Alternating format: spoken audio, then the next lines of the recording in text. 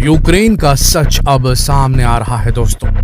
Internet ने, social media ने सारी पोलें खोलनी शुरू कर दी। जिस तरीके से भारतीय छात्रों को सड़क पर लिटा लिटा कर मारा गया है, जिस तरीके से एक अस्थमा से ग्रस्त छात्र को पीटा गया तब तक जब तक उसे अस्थमा अटैक ना आ गया, जिस तरीके से लड़कियों पर लाठियां भाजी गई, हवा में गन शॉट्स फायर किए गए ताकि ये भारतीय छात्र जो यूक्रेन से पोलैंड की तरफ जाना चाहते थे सिर्फ इसलिए ताकि पोलैंड से वो फ्लाइट लेकर अपने वतन वापसी कर सके, पोलैंड में एज ए रिफ्यूजी नहीं जाना चाहते थे, उन्हें इतना मारा गया, इतना पीटा गया। आपने भी शायद वो वीडियो क्लिप देखा होगा। वो वीडियो क्लिप हम यहाँ नहीं दिखा सकते, लेकिन आप अगर सर्च करेंगे तो ट्विटर पर ऐसी बहुत सी वीडियो क्लिप्स मौजूद है जहां भारतीय छात्रों के साथ यूक्रेनी सुरक्षा एजेंसीज ने बहुत मारपीट की है। ये बर्बरता शो करती है कि कितना खतरनाक माहौल चल रहा है यूक्रेन में और यूक्रेन का स्टैंड क्या है। एक और बड़ी खबर सुनिए, आप हिल जाएंगे। यूरोप ने RT न्यूज नेटवर्क, ये रशियन न्यूज दिखाता है, इस पर बैन लगा दिया गया है और दूसरा स्पुतनिक, उस पर भी बैन लगा दिया गया है।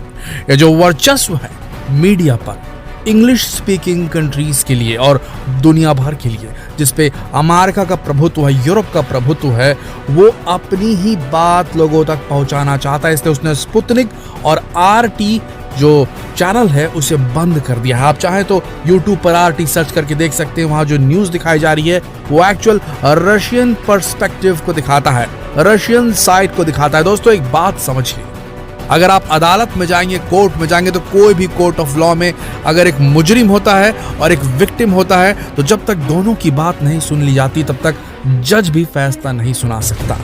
लेकिन ये अमेरिकन मीडिया ये चाहता है, ये यूरोपियन मीडिया, ये वेस्टर्न कंट्रीज का जो प्रायोजित मीडिया है वो चाहता है हम जो बोले पब्लिक वही माने, और वही मान रही है, बेवकूफ बन रही पब्लिक। अमेरिका का फेवरेटिज्म हो रहा है। ये बात समझिए कि नेटो दुनिया का सबसे पावरफुल मिलिट्री ऑर्गेनाइजेशन है, उससे ज्यादा पावरफुल कुछ भी नहीं है।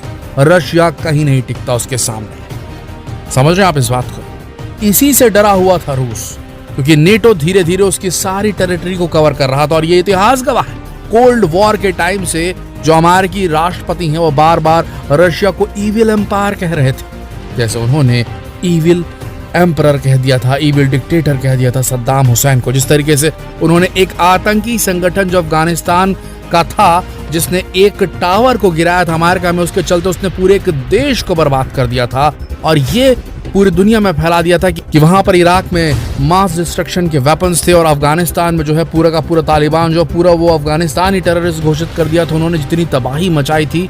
और अब जब रशिया एक्चुअल थ्रेट के सामने लड़ रहा है, नेटो के एक्सपेंशन के सामने लड़ रहा है, जो उसके लिए बहुत जरूरी है, तो इविल एम्पायर वाला जो टैग है वो लगा दिया गया और उसे और बढ़ाया जा रहा है अमेरिकी मीडिया के द्वारा। इसी वजह से RT और स्पुतनिक जो मीडिया हाउसेस उनको बैन कर दिया गया यूरोप में टेलीकास्ट के लिए।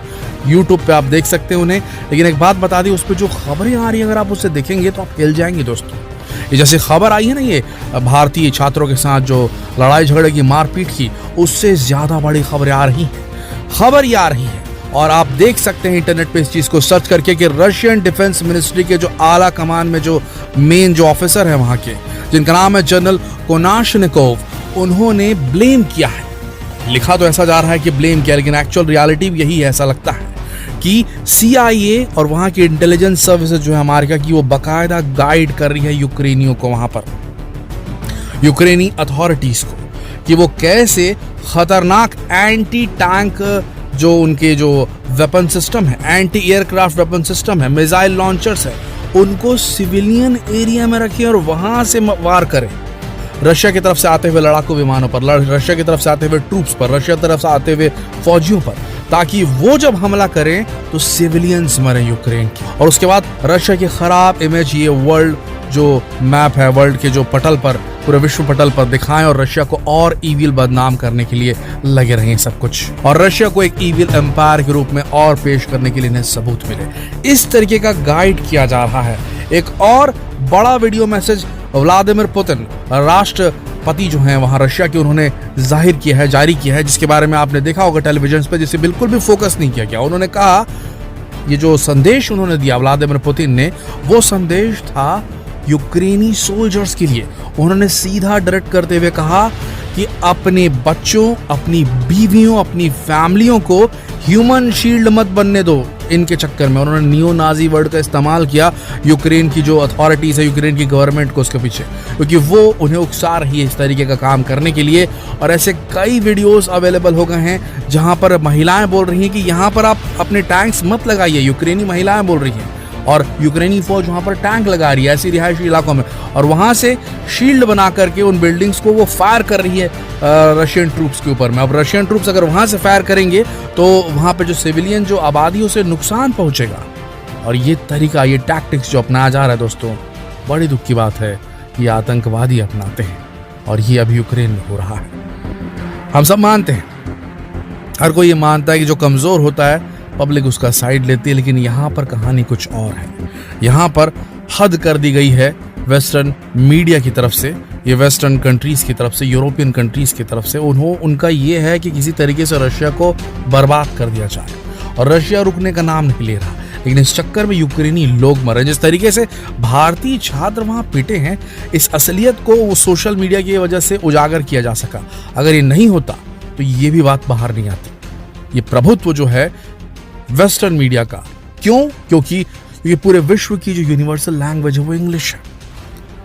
सब इंग्लिश में देखना चाहते हैं। कोई नहीं जानता रशियन लैंग्वेज को, कोई नहीं जानता चाइनीज लैंग्वेज को, कोई ज्यादा लोग नहीं जानते भारतीय लैंग्वेज को। तो जो देखते हैं लोग इंग्लिश में ही देखते हैं। पहले तो उन्होंने वैसे वर्चस्व को कायम किया, उसके बाद मीडिया हाउसेस ने हर चीज जो है अमेरिकी गवर्नमेंट के कहने पर अपने हिसाब से सेट करके लोगों के सामने पुश करने का जो है तरीका इजाद कर लिया, और उसी को अपना रहे हैं आज हमारे भारत के मीडिया हाउसेस भी, कि इस तरीके से गवर्नमेंट की आवाज़ बने और उन सारी चीज़ों को दबा दे जो कि एक कोर्ट ऑफ लॉ में हमेशा होती है। जैसे एक विक्टिम होता है, एक मुजरिम होता है, दोनों की बात सुनी जाती है, उसके बाद फैसला सुनाया जाता है। तो आपको क्या लगता है, ये जो हो रहा है यूक्रेन में क्या सही है? क्या वाकई में यूक्रेन जो कर रहा है वो सही है?